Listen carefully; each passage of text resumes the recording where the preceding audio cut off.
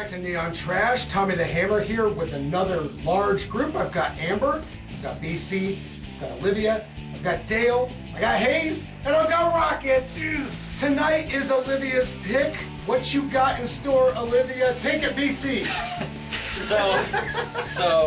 I have to introduce this for Alivia, but we are going to be watching The Fabulous Baron Munchausen, not to get confused with The Adventures of Baron Munchausen, which was from Terry Gilliam about 20 years later. I was kind of bummed when he said that. What? But Terry Gilliam obviously was inspired by this film, and this is from a Czech filmmaker, Karel Zeman. He's known as one of the greatest fantasy directors of all time. His films, pretty much from what I've gathered from the few that I've watched, and from everyone else that I know that likes him, they transport you back to that time of being a kid. Like the things about cinema that just make you happy, that make you smile. It doesn't have to be that deep. Yeah, sounds like a smooth ride. I can't wait. I want to be a kid again. Yes. Kid at heart. So without further ado, I'm going to dig up the trailer. Eat that shit! We'll be right back. God damn it.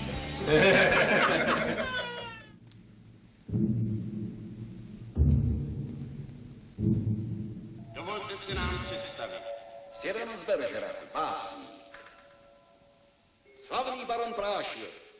Na zdraví prvního měsíčňana. Tak pozná měsíčňan, co je žít na zemi.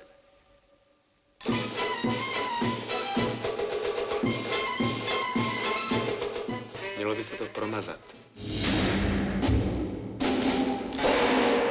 Víte, jak se nám ten měsíčňánek vybarvil? Pravda, nepočíná si zrovna špatně.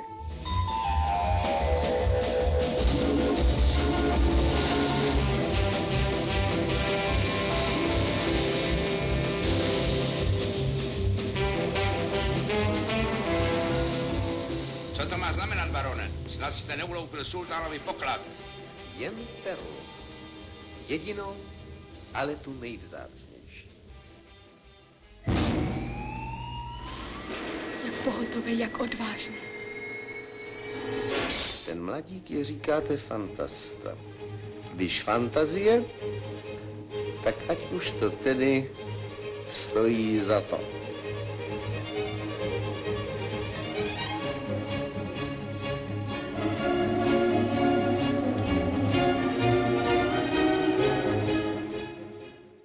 Rotoscoping.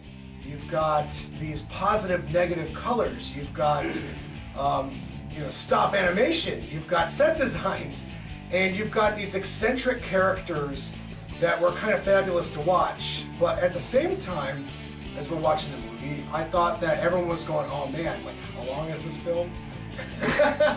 You gotta think too, it's from the 1960s, so. Well, yeah, but like this is long for them. Well, that's the thing about this movie is I felt like the director was really taking his time and drinking in each scene because he had a vision. You know what I'm saying? It was something that he was trying to convey to the audience, and it was something that he was maybe trying to execute for himself. So, I mean, I gotta give the man props. I mean, he did the movie his way. You know what I'm saying? And no other way. And that's awesome. That is the sign of a true artist. Someone that is trying to make, something that they envision and they won't be compromised. And cinema like this is wholly original because of that. So I like this movie quite a bit. I thought it was really interesting. Ben and I have already seen The Journey to the Beginning of Time, and we really liked that. And just the story overall, it's imaginative. I like imaginative. No, imaginatory. It fits the movie, goddammit. It was imaginative and just, you didn't really know what was going to happen next. Like at the beginning of this movie, I didn't think it was going to go to where it was. So it, kind of kept you wondering what was going to happen next and interested. So Yeah. I really enjoyed it. I mean, I enjoyed the movie. I wouldn't watch this by myself. I wouldn't just be like, yeah, I want to watch this. I don't know, it just seems like word vomit, except visual vomit. Like, it just seemed like a lot you didn't like it, I can of understand random... that. I can understand that, yeah. Well, no, it wasn't bad. It just was like a lot. There's just a lot of stuff going on, and different things happening and switching between like real and not real and cutouts and like all the different stuff that was going on. But it wasn't bad. Blurs the lines between what's real, what's fake. It feels like a storybook brought to life. And it's accessible for all audiences. Kids could watch this, adults could watch this, and it's entertaining either way. And yeah, I mean, you could say it's like indulgent, but at the same time, like I look at this movie and then I think ahead because we have that benefit now. Like, we can think of everything that this influenced, and it's influenced a ton. I mean, Terry Gilliam is obviously a huge director. He made his own version of the movie. The other movies he's made that aren't his like reimagination of this still borrowed from this. And so this was, for 1962, I think it's pretty mind-blowing. Wow, dang, what an absolute treat. This was wonderful. I mean, I'm familiar with the Terry Gilliam version from the 80s. It's something my father showed me, and I love that version. So when I first heard the name, I was like, aha, yes, I know this. And Ben's like, no, the hell you don't. I'm like, oh, snap. They said it to me when I came in, too. I was like, what? Like, yeah. Got mad, too. He's like, I've seen that. I'm like, no, you haven't. But, yeah, I mean, now I have, and I absolutely love it. I would love to watch everything else that's in this set here for sure. Like, this was an absolute treat. This was a children's bedtime storybook come to life. Like, it reminded me of the whole idea of like trying to bring like the old story, fairy tales, the fables to life, and they brought it through in like the still motion and all the different types of ways they made this movie. And like the whole like ridiculousness of like, oh well, let's do this. Oh wait a minute, now we're getting swallowed by this. Oh wait a minute, we came out the other end. It's just like, okay, that makes a lot of sense, but let's just go with it.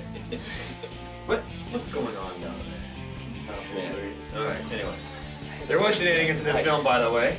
It was very vaudevillainous, as Tom was putting it as we were watching. Good scenery, good pictures, a lot of the monochromatic, colors, and just all around a pleasant thing to watch. Yeah, we covered a lot of this, and actually one of the major things that I was thinking about when I was watching this film was this would be a great teaching aid for colleges. For a lot of different types of courses, regular art courses, multimedia art courses, film. There just covers a lot. This is a fantastic film, and it needs to be shown to the masses. So I'm going to have to give this a solid 8. Anything with dinosaurs gets an 8. So I would say, for my star count, I would have to give this, I would agree with Dale, a solid 8. Because it just was, a treat to watch.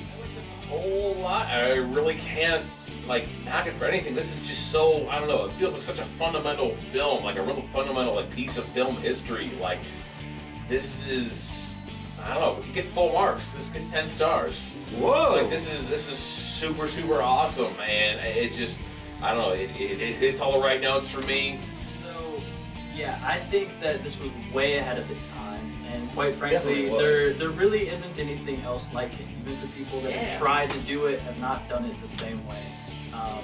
And every single technique that Dale and all of us have touched on was done to the best that it could possibly be done, especially at that time. And I think what's even more important to touch on is this really is more geared towards kids, honestly.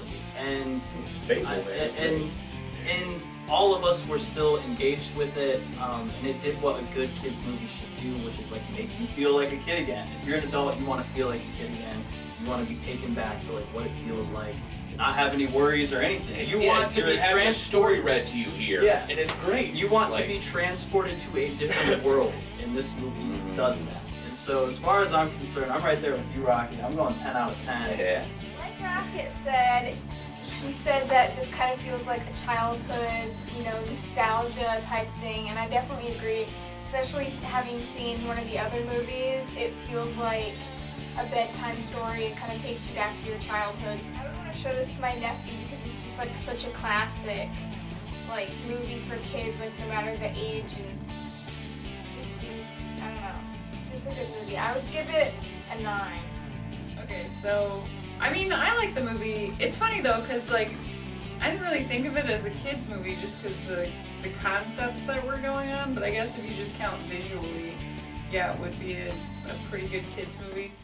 But at the same time, I'm like, I don't know kids these days, would they enjoy it, or would they be like, what the heck is going on? I know, it probably depends on the kid. We got like Adventure Time and stuff. Really acid trippy. Younger kids are still of that age. They can watch something like this, like truly innocent, and not be like, oh, that's proto sculptor. Oh, that was this, that was that. They're just gonna think, oh wow, like just it's eye candy. Yeah, exactly. It's gonna be so visually stimulating to them. It's gonna be like, wow, this is wild. This is amazing. Like I think totally kids would dig this today, even today.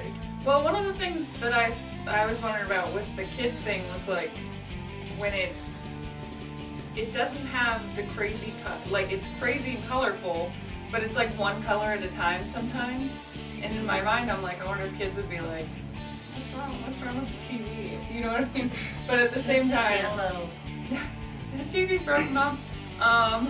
But no, I enjoyed the movie. Probably not as much as everybody else because it's just not my style of thing. I'm not like a film buff like some of you guys where you know all the techniques and the things that are going on. I'm just watching it and I'm like, this is cool. I don't know how they did it. I don't know what they're doing. But I'd say I'd give it a 7. I like this movie quite a bit, and I'm somewhere in between. When it comes down to cinema, like I like things from an aesthetic and deeper perspective. When deep dive. On the other hand, I like exploitation and silly nonsense. So when I watch a movie, I can't help but take a step back sometimes and be like, am I enjoying this in those regards? Am I enjoying this in the sense that it's a cult movie? Because this is kind of a cult movie in its own way. You know what I'm saying? So on one hand, I agree with BC over here. Like this movie is notorious. Out of 10 stars, Tom would give the fabulous Baron Munchausen a solid 8.5 out of 10. I hope it was informative, motherfuckers. Until the next time, tune in to Neon Trash. Lighten up the camera, because that's what we do. You.